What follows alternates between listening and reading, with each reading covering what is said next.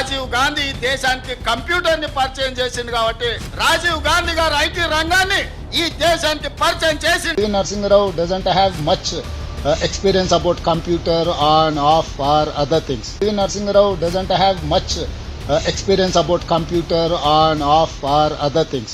భారతదేశ మాజీ ప్రధాని పివి నరసింహారావుకు కంప్యూటర్తో ప్రత్యేక అనుబంధం ఉంది. 65 ఏళ్ల వయసులో పివి కంప్యూటర్ కోడింగ్, 80 ఏళ్ల వయసులో డిటిపి నేర్చుకున్నారు. పివికి తన కుమారుడు ప్రభాకరరావు కంప్యూటర్ గురించి మాట్లాడిన విషయాలు గుర్తొచ్చాయి. వెంటనే ప్రభాకరరావుకు ఫోన్ చేసి హైదరాబాద్ నుంచి ఒక కంప్యూటర్ను ఢిల్లీ తెప్పించారు. మొదట్లో కంప్యూటర్ నేర్పించేందుకు ఒక టీచర్ని నియమించినా ఆ తర్వాత మాత్రం మాన్యువల్స్, ఇతర కంప్యూటర్ పుస్తకాలు కొని పివి తానే స్వయంగా నేర్చుకోవటం ప్రారంభించారు.